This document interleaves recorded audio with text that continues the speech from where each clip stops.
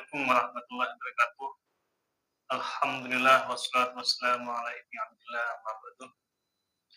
Para sahabat bisikan di langit yang dirahmati oleh Allah Subhanahu wa taala dimanapun kalian berada, semoga tetap dalam perlindungan Allah Subhanahu wa taala. Amin Allahumma amin. Eh, saya pada hari ini ingin membahas mengenai persoalan pendidikan yang terjadi pada saat ini di dunia Islam.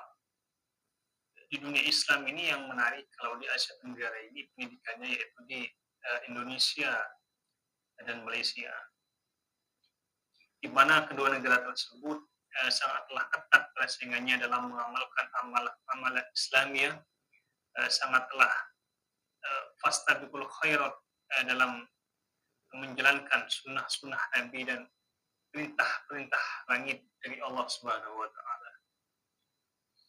Kalau kita membaca dari awal-awal kejayaan Islam, di mana banyak melahirkan tokoh-tokoh pejuang Muslim, tokoh-tokoh hebat yang namanya mampu terabadikan hingga sampai saat ini adalah karena memang dilahirkan dari maktabah-maktabah, dari madrasah-madrasah, yang mana madrasah-madrasah tersebut tidak mendikotomi ilmu pengetahuan.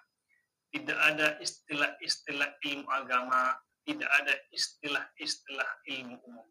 Semuanya berpatokan pada kitab suci Al-Quran dan hadis Nabi Muhammad SAW, sehingga pengetahuan yang satu dan pengetahuan yang lain tidaklah terpisahkan. Sehingga banyak melahirkan ilmuwan-ilmuwan muslim yang sangatlah handal. Karena kalau dulu itu orang paham fikih itu harus mengerti tentang filsafat. Kurang hebat apa misalkan Imam Abu Hanifah itu dalam mengijtihadkan dalam masalah muamalah fikih, misalkan. Tapi jangan dikira Imam Abu Hanifah tersebut tidak mengerti tentang ilmu-ilmu hadis misalkan. Kurang apa misalkan seperti Imam Ahmad, dia hafal bahkan jutaan hadis, ratusan ribu hadis dalam suatu riwayat.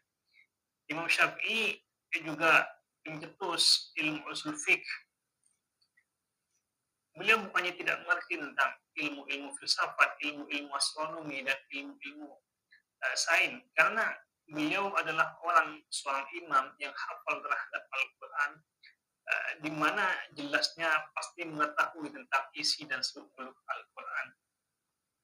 Lah di kemudian hari pada tahun 1800-an ini terjadilah abad renesansi, abad pencerahan, abad ilmu pengetahuan. Tapi itu kan di dalam dunia Islam sudah terjadi. Hanya di belakangan ini bangsa Eropa karena telah bangun dari kesadarannya, telah bangun dari kebodohannya, dia telah sadar, sehingga menjadikan sebuah pintu ijtihad di Eropa itu menjadi berkembang. Para sahabat bisikan dari langit yang dirahmati oleh Allah Subhanahu wa taala. Jika suatu bangsa Indonesia, Malaysia ini maju, karena Malaysia, Indonesia, Brunei, Darussalam ini kan adalah negara serumpun, adalah negara-negara serumpun. Kita kembalikan lagi pada pencetusan awal atau program-program awal, proposal awal, di mana kejayaan Islam itu, kemajuan Islam itu memang dibangun oleh madrasah, dibangun oleh kekuatan-kekuatan agama yang religius yang memang tidak membeda-bedakan antara ilmu agama dan ilmu pengetahuan umum.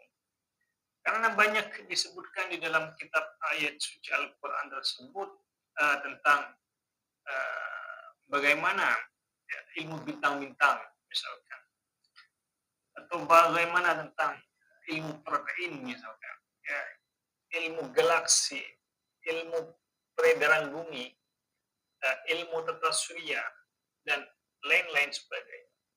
Sehingga kalau semua umat Islam, anak-anak kecil kita pada saat hari ini atau pada saat-saat ini dididik betul dengan pengamalan dan rohaniah kitab suci Al-Quran, maka dipastikan kedua ilmu tersebut yang dianggap dua ilmu yang dipisahkan ini antara ilmu agama dan ilmu umum maka akan dikuasai. Kita lihat misalkan bagaimana ilmuwan-ilmuwan muslim yang dilahirkan dari madrasah-madrasah.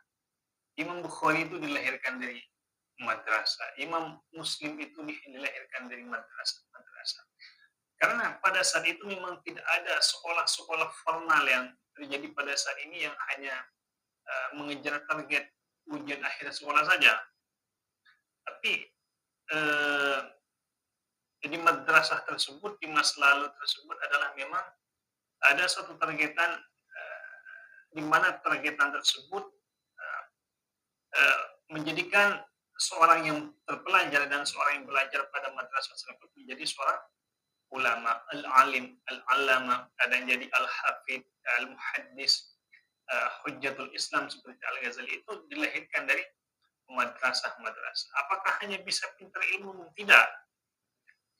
Mereka semua mengerti tentang ilmu-ilmu filsafat. Ibn Rushd katakanlah, Al-Ghazali katakanlah, Ibnu Sina katakanlah, semuanya mengerti tentang ilmu-ilmu filsafat, tidak hanya mengerti tentang ilmu-ilmu Al-Quran.